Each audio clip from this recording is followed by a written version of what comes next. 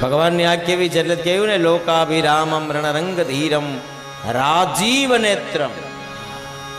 રાજીવનો અર્થ છે જેની સામે જોવે એને રાજી કરે. દ્વારિકાના ભગવાન તો આંખ નીચે રાખીને બેઠા છે. ડર છે દ્વારિકાના રાજાને. આ દુનિયામાં એવા ભક્તો થયા છે જેને ભગવાનને પણ ઊભા રાખી દીધા છે. ભગવાન રંગનાથ મહારાષ્ટ્રમાં થયા.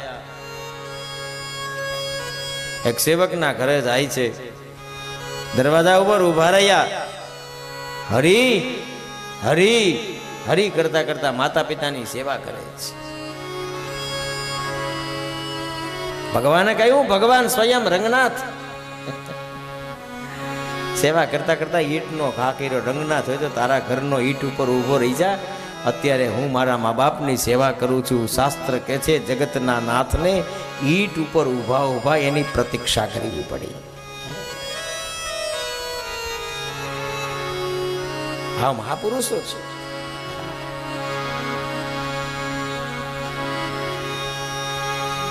ભક્તમાળમાં શ્રુતદેવ નામે એક ભક્ત થયા. ખૂબ ભગવાનનું ભજન કરે, ખૂબ ભજન. શ્રુતદેવને દ્વારિકાના રાજાએ સમાચાર મોકલાવ્યા.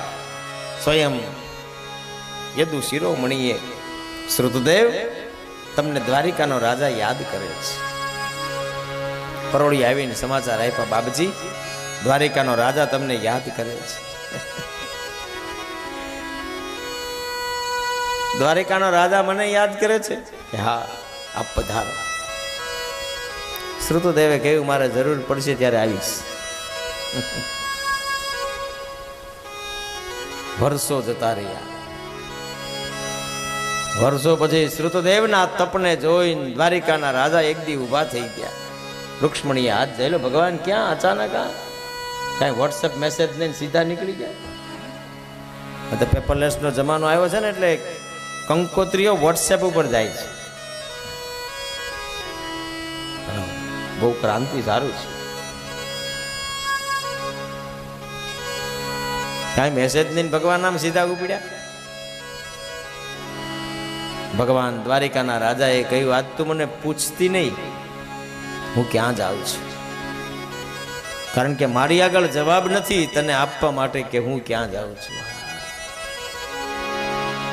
મુझे मेरी मस्ती कहाँ लेके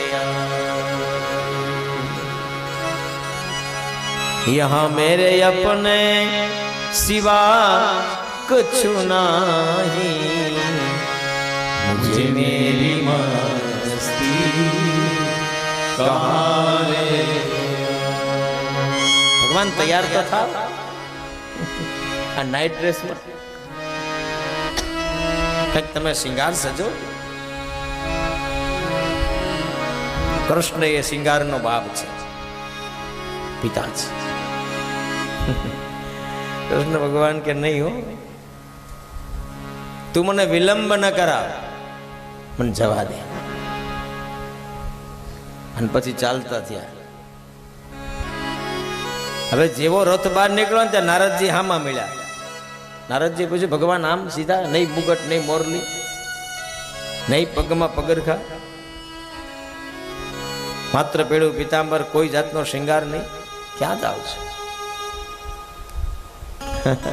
નારદ પૂછતા નહીં, પણ આવવા જેવું ખરું. નારદ એ ભક્તિ સૂત્ર છે. એટલે બેઠા રથમાં. રથ આગળ જતો હતો ને ત્યાં આરુણી નામના ઋષિ મળ્યા. આરુણીએ પૂછ્યું, ભગવાન આવી રીતે આમ આમ કાંઈ કોઈ શિંગાર નહીં, ક્યાં જાવ છે? પૂછતા નહીં, આવવું છે તો બેસી જાવ. આરુણી બેઠા. રથ આગળ ચાલ્યો ત્યાં અત્રિ મળ્યા. અત્રિએ પૂછ્યું, બાબજી આમ અચાનક આવવું છે, બેસી જાવ. આગળ જતા હતા ત્યાં અસિત મળ્યા. આવું છે, બેસી જાવ. અને છેલ્લે શ્રી સુખદેવજી મહારાજ મળ્યા. પાગલ અવસ્થા છે, દિગંબર અવસ્થા છે, વક્ત્ર વિકીર્ણ કેશમ, આ વાળ છે ને એ ક્યારેય ધોયા નથી એટલે એની અંદર ગાંઠો પડી ગઈ છે, છેક શરીર ઢંકાઈ જાય એટલા મોટા મોટા વાળ. વિરક્ત સુખદેવજી મહારાજ કૃષ્ણને જોવે છે. અરે મારા નાથ, ગાંડો થઈ ગયો? આવું રૂપ તો મેં તારું ક્યારેય જોયું નથી. મેં તો સાંભળ્યું બરહા પીડમ નટવર બપુ કરણી કર્ણિકારમ. ભગવાને સુખદેવજી મહારાજને કહ્યું આવું છે? ક્યાં? પૂછવાનું નથી પણ બેસવાનું છે. બહુ પૂછે એને કાંઈ મળે નહીં. આંખ બંધ કરીને જેને ધુબુકા ખાધા છે ને એને ભગવાન મળ્યો છે. રાજા અજમલ દ્વારિકામાં ગયા અને પછી પૂજારીએ કહ્યું તારે દ્વારિકાના નાથના દર્શન કરવા છે. હા મારા બાપ, માર ધુબકો. મંદિરની શિખર ઉપર ચડીને જ્યાં છલાંગ મરાવીને ધુબકો અંદર નાખ્યો ને ત્યાં તો દ્વારિકાના નાથે રાજા અજમલનો હાથ પકડી લીધો ને કહ્યું માગ માગ, શું જોઈએ છે? દ્વારિકા સુધી આવ્યો છું ને, હે ભગવંત, મારા ઘરમાં પુત્ર બનીને તું આવ તો મને આનો આનંદ થાય. ત્યારે દ્વારિકાના રાજાએ તથાસ્તુ કહી દીધું, જા, હું રામોપીર થઈને તારા ઘરમાં નાચીશ. જે લોકોએ ધુબકા માર્યા અને આનંદ થયો એટલે સુખદેવજી મહારાજ પણ બેસી ગયા. નારદ, અત્રિ, અસિત, આરુણી અને સુખદેવજી મહારાજ, ભગવાન શ્રી કૃષ્ણ જતા હતા. જામ શ્રુતદેવનું ઘર આવ્યું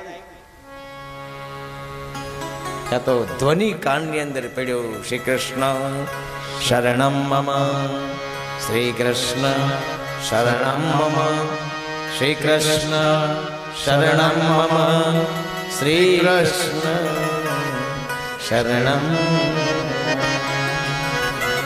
દરવાજા સુધી રથ ગયો, દરવાજો ખોલ્યો ભગવાને. શ્રુતદેવ તો નિંદ્રાની અવસ્થામાં છે, સુતા છે, બેઠા બેઠા હોઈ ગયા છે અને એના રૂવાટાની અંદરથી એક એક શબ્દ નીકળે છે. બધાય પાંચે પાંચ ઋષિએ ભગવાનની સામે જોયું અને ભગવાનને કહે છે, ભગવાન આવો તમારો ભક્ત છે કે તમારે દ્વારિકા છોડીને ઉઘાડા પગે આની પાસે આવવું પડ્યું? ભગવાને કશું કયા વગર કહ્યું, અહીં કોઈ માન સન્માનની ભૂખથી નથી આવ્યા, અહીં તો હું આ જીવના દર્શન કરવા માટે આવ્યો છું. એટલે પોતપોતાની જાતે જે આસન મળે એ આસન ઉપાડો અને આની સામે બેસી જાઓ. આની સમાધિ ક્યારે ખુલે એનો ઇંતજાર કરો. શ્રુતદેવના ચરિત્રમાં લખ્યું છે, એક યુગ જતો રહ્યો. જગતનો નાથ દડ અશ્રુધારથી રડે. હમણાં શ્રુતદેવની આંખ ખુલે અને હમણાં મારી ઉપર એની નજર પડે. હમણાં શ્રુતદેવની આંખ ખુલે, મારી ઉપર નજર પડે. એક યુગે શ્રુતદેવની આંખ ખુલી, કૃષ્ણની સામે જ્યાં જોયું ત્યાં તો ગાંડા બની ગયા. ભગવંત તમારે આટલો બધો પરિશ્રમ કરો. સુખદેવજી મહારાજ ક્યાં પરિશ્રમની કરમાં એક યુગ પૂરો થઈ ગયો. હાથે રોટલા બનાવવા પડે છે. ભગવાન 56 ભોગ ગયા એટલે બધું શીખવા મળ્યું. ગોળ પાપડી 4 વાર તો તણાઈ ગઈ, ખાંડીને ખાવી પડી. શ્રુતદેવ કાંઈ બોલ્યા નહીં, બસ એટલું જ બોલ્યા, મુझे मेरी मस्ती कहाँ लेके यहाँ मेरे अपने सिवा कुछ नहीं, मुझे मेरी मस्ती कहाँ